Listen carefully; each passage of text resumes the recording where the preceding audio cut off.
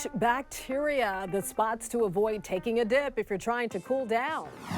Far from home, a dog found hundreds of miles away from his family. Watch the moment they reunite. You're watching The Rundown. Hello, everyone. I'm Robin Winston. More on those stories coming up in a moment. But first, the LA County Public Health Department is releasing some troubling numbers. There's been a spike in the number of COVID infections in the past week.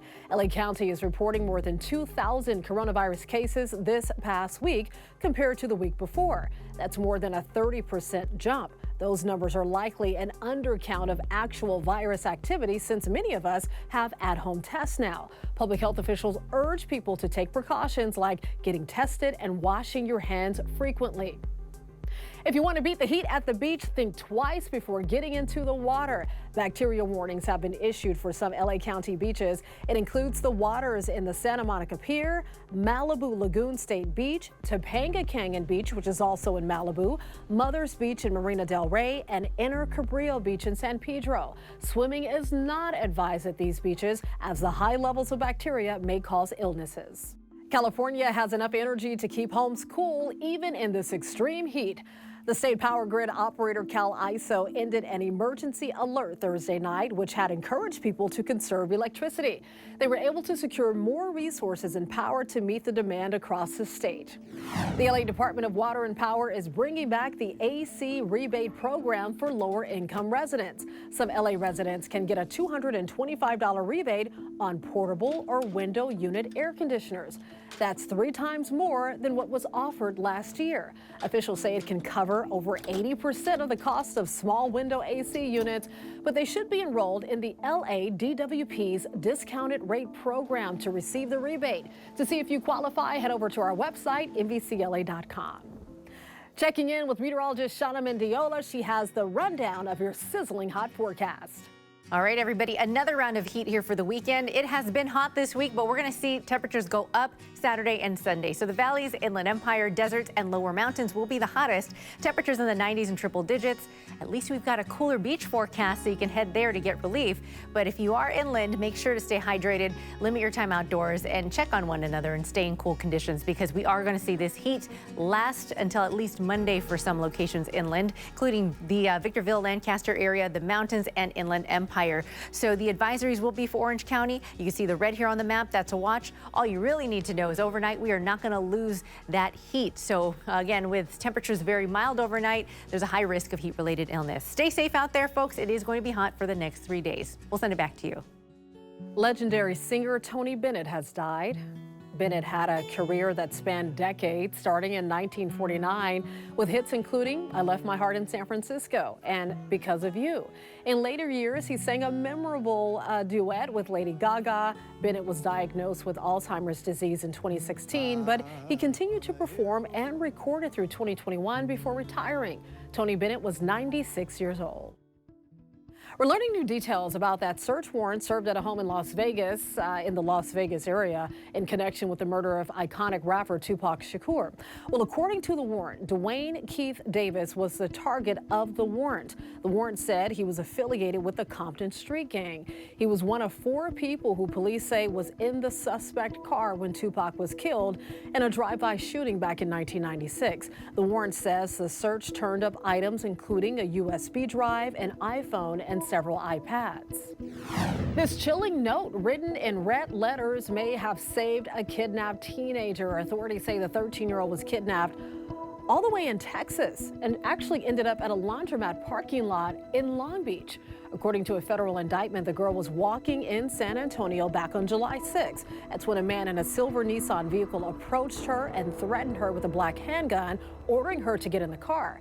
The indictment says the kidnapper drove the teen from San Antonio to Long Beach and sexually assaulted her several times along the way. And when they arrived in Long Beach, the man went into the laundromat doing laundry. That's when the girl used the note to ask for help, and a laundromat customer called 911. She's my customer. She always come wash here. She told me that, yeah, I think there's a girl need help. But she's scared. She got red hair, short hair, like this much. The kidnapper was identified as 61-year-old Stephen Robert Sablon of Cleburne, Texas. When officers arrested him, they found a black BB gun and handcuffs in the car. A controversial policy passed by the Chino Valley Unified School District is dividing parents, students, and school officials. It will require teachers to notify parents if their child wants to use a name or pronoun different from what's on their official records. The motion passed 4-1. State Superintendent Tony Thurman said he attended Thursday night's meeting on behalf of scared students and was escorted out by police as many parents shouted him down. The controversial issue eliciting emotional comments from supporters and critics. We are here to support those of you on this board and those parents in this community that are fighting for their children against the sexualization of our children. If parents really wanted to know what's going on in their kids' lives, then it's their job as a parent to create that bond and relationship. It is not something you are entitled to just because you raised them. Anyone who wants to hide things from me about my little kids, you're no friend of mine. 52% of trans kids feel accepted at school, while only 35% feel accepted at home. That leaves a large gap there of kids who feel welcome at school, but not at home. Thurman went to the meeting with the support of State Attorney General Rob Bonta. He sent a letter to the school board before the meeting urging them to protect student privacy. His office claims that if something happens to students because the district failed to protect them, it could be liable down the road. We all subscribe to various products and services these days, from streaming apps to food boxes to pet supplies. But when you're signed up for automatic renewal, the I-Team learned there are rules the company needs to follow. And as NBC4's Carolyn Johnson reports, that doesn't always happen. Well, we fell in love through gaming. Breaking into acting isn't easy. I have a blog about jogging. Chris O'Brien of Pasadena has done it with the help of casting websites like Casting Frontier to find jobs. Recently, though, it wasn't a job from Casting Frontier that caught Chris's eye, but a credit card charge. They seem to have just raised the price suddenly. Chris's annual membership with Casting Frontier is set up for automatic renewal, and when the most recent automatic charge hit, he said the cost had gone way up. He contends Casting Frontier never told him about the increase. It was from $75 to $200, and that, like I said, is more than double, and especially like the way inflation's been the last year, like that's my grocery money for the month. And it was like out of nowhere. I never got an email or like a warning. Anytime a consumer, I think, just feels wrong about a situation or feels frustrated with a subscription service, that's reason enough to know that probably something's off. Robert Toller is Chris's attorney along with Kevin Cole. They're suing Casting Frontier. According to state law, when you sign up for a subscription that automatically renews, the company must explain when it will charge you and how much. They're also required to make it simple for you to cancel the subscription. So there are very specific protections that California puts in place to make sure that if consumers are going to get a second charge, an automatic renewal, that they're told about it, they understand it, they know it's coming, they can cancel with ease. The I-Team reached out to Casting Frontier, but it did not respond. However, in a legal response to the lawsuit, the company denied it did anything wrong. Frankly, we see some pretty egregious violations of the law. Douglas Allen is an assistant district attorney in Santa Cruz County. He's also a member of a state task force set up to enforce the automatic renewal law. He says most companies comply with the law, but some make it especially difficult for customers to cancel their subscriptions. There is a lot of money to be made in the auto-renewing contracts, and the less savory companies expect to make their money because they deceive people into getting 3 or 4 auto renewals before they realize what they've signed up for. In the past 8 years, he says the task force has investigated 45 companies. 15 were found in violation of the law, resulting in $16 million in fines. As for Chris, it wasn't an easy decision to come forward. It can be scary to sort of say, like, I don't think I'm being treated right, because you just don't know if you know, you upset the wrong person and then that's it. You're not an actor anymore. But he hopes his story will help others. If Chris wins his case, he'll be awarded a minimum $2,500 according to the law. If you have a complaint about an automatic renewal and can't get a response from the company you're dealing with, contact your district attorney's office. Testing is underway on a new type of electric vehicle that harnesses its power from the sun.